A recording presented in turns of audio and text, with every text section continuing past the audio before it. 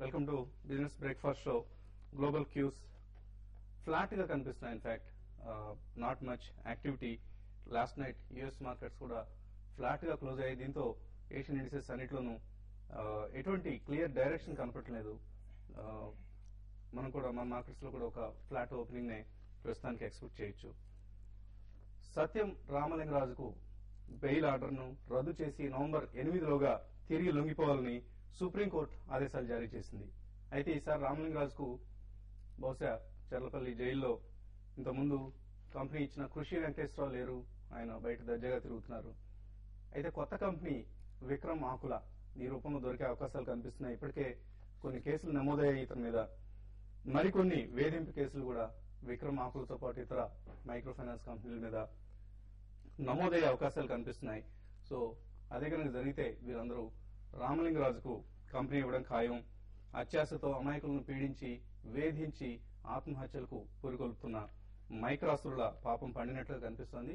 పాపం పండితే ఎటువంటి శిక్షలు, కఠిన శిక్షలు పడతాయో ఇటీవల కాలంలో మనకు చాలా దృష్టాంతాలు కనిపిస్తున్నాయి. సారీ, విక్రమ్ ఆకుల కేసుని తీసుకుంటే ఒక డాక్టర్ కడుపున పుట్టినందుకు ప్రాణభిక్ష పెట్టాల్సింది పోయి ఆత్మహత్యలకు కారణభూతం అయ్యే పెద్ద ప్రయాణం చేశారు విక్రమ్ ఆకుల. చదువు మొత్తం అమెరికాలో పూర్తి చేసుకుని వ్యాపార అవకాశాలు భారత్ లో వెతుక్కుంటూ వచ్చి అమాయకుల ఉసురు పోసుకుంటున్న విక్రమ్ హైదరాబాదీ అని చెప్పుకునేందుకు మొన్నటి వరకు బహుశా కొంతమంది గర్వపడి ఉండొచ్చు. బట్ ఇప్పుడు మాత్రం అందరూ సిగ్గుపడాల్సిన పరిస్థితులు కల్పించారు.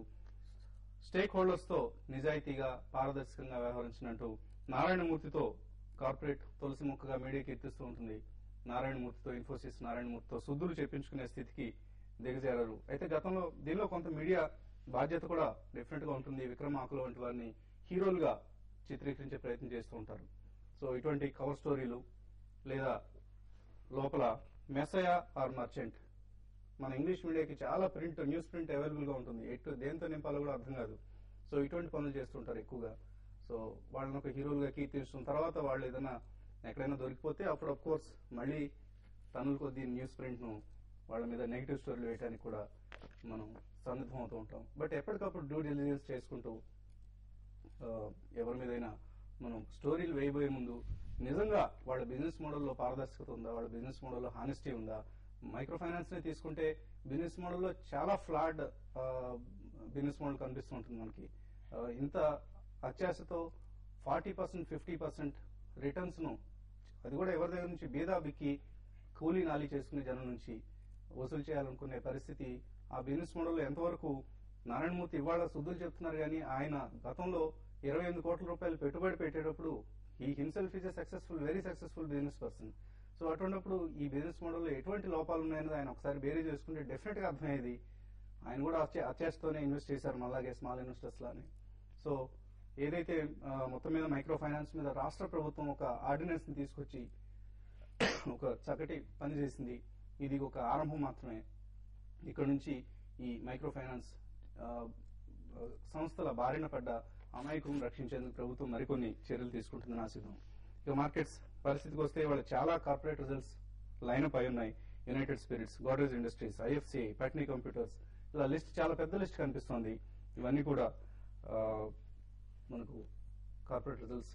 వీటితో పాటు నెక్స్ట్ వీక్ చాలా ఎక్సైటింగ్ వీక్ కాబోతోంది. ఎందుకంటే క్వాంటిటేటివ్ ఈజింగ్ సంబంధించిన ప్రకటనలు కావచ్చు, అలాగే ఆర్బీఐ క్రెడిట్ పాలసీ ప్రకటన ఉంది. కోల్ ఇండియా లిస్టింగ్ ఉంటుంది నవంబర్ 5న. సో ఇవన్నీ కూడా రాబోయే రోజుల్లో మనకు చాలా ఎక్సైటింగ్ డెవలప్మెంట్స్ కాబోతున్నాయి. సో ఈ బహుశా రేపటితో క్లోజ్ అయ్యే అక్టోబర్ సిరీస్ లో పెద్దగా మన ఎక్సైట్మెంట్ ఏది లేకుండానే అయిపోయింది. సో నెక్స్ట్ మంత్ సిరీస్ మాత్రం చాలా చాలా ఎక్సైటింగ్ గా ఉండబోతోంది. సో ఈ అంశానికి సంబంధించి మనతో మాట్లాడేందుకు ప్రస్తుతం అనలిస్ట్ శేషు సిద్ధంగా ఉన్నారు, అలాగే కుటుంబరావు గారు కూడా జాయిన్ కాబోతున్నారు.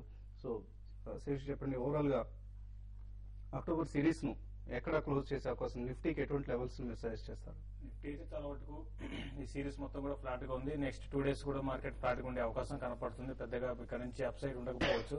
కాబట్టి బిట్వీన్ 6150 అండ్ 6050 మధ్యలో ఎఫ్ఎన్ఓ క్లోజ్ అయ్యే అవకాశం ఎక్కువ కనపడుతుంది. అయితే మనం ఈ ఎఫ్ఎన్ఓలో నిఫ్టీ రిటర్న్ పరంగా చూస్తే నిఫ్టీ పెద్ద పెరిగింది లేదు, కానీ స్టాక్స్ మాత్రం చాలా ఒకటి 20%, 30% బాగా రిటర్న్ గా ఇవ్వడం జరిగింది.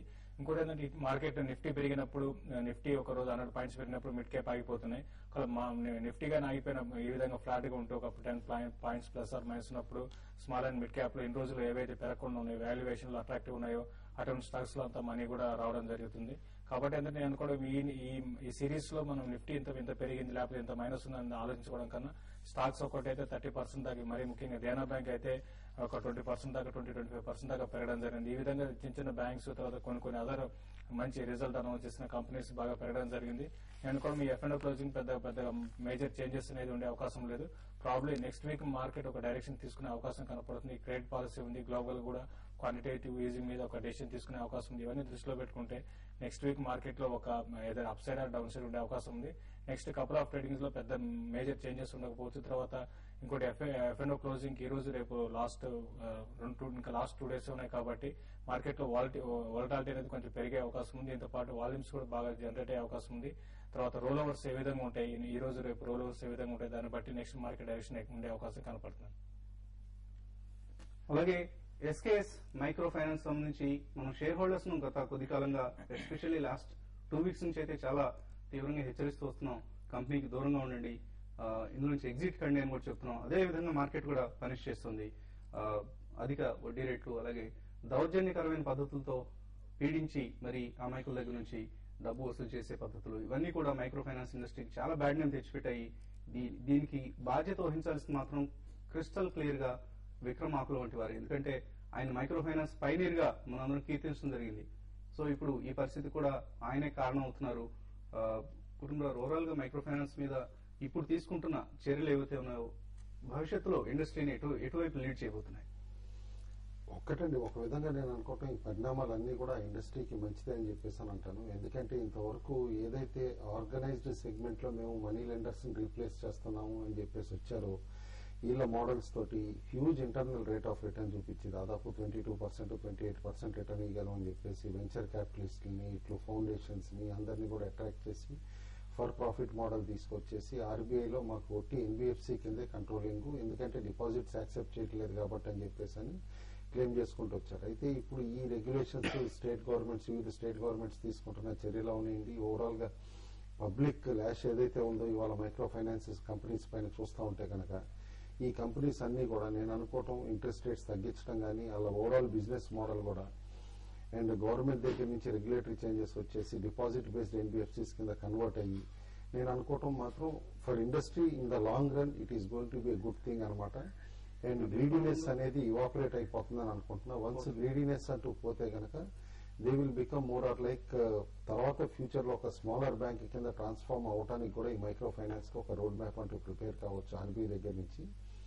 ఆల్ ఇన్ ఆల్ డెఫినెట్లీ ఈ ఇష్యూరియస్ ఇంట్రెస్ట్ రేట్స్ ఈ మెగా ప్రాఫిట్స్ ఏవైతే ఎక్స్పెక్ట్ చేస్తా చాలా మంది ఫ్లై బై నైట్ ప్లేయర్స్ కూడా వచ్చి సందుకొకళ్ళు వచ్చినట్టు ప్రతి స్టేట్ కి కూడా దాదాపు ఇవాళ 50-60 మంది ఎంఎఫ్ఐలు వచ్చేసి ఆల్ ఇండియా లెవెల్లో మోర్ దెన్ 400-500 ఎంఎఫ్ఐస్ అయిపోయారు.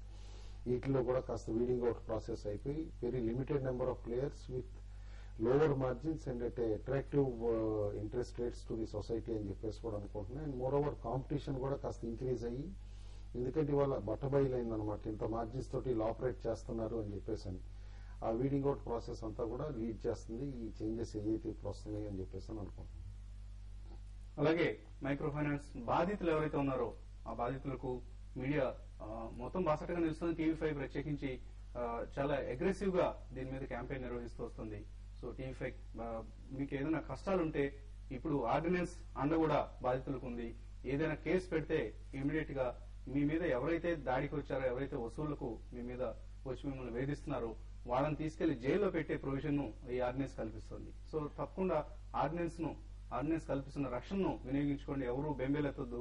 మైక్రో ఫైనాన్స్ సంస్థలు సాగిస్తున్న ఈ దుష్కృత్యాలకు ఎవరు బలి కావాల్సిన అవసరం లేదు. ఆత్మహత్యలకు ఎస్పెషల్లీ పాల్పడాల్సిన అవసరం ఎట్టి పరిస్థితుల్లో లేదు. సో అందరూ ధైర్యంగా ఉండండి. ఎవరు కూడా మైక్రో ఫైనాన్స్ సంస్థలకు మీకు ఒకవేళ డబ్బులు చెల్లించే స్తోమత లేకపోతే చెల్లించడం నిలిపేయండి. తర్వాత లీగల్ గా వాళ్లే ప్రొసీడ్ అవుతారు. దానికి సంబంధించిన చర్యలు తీసుకునే అవకాశం వాళ్ళు కల్పించవచ్చు.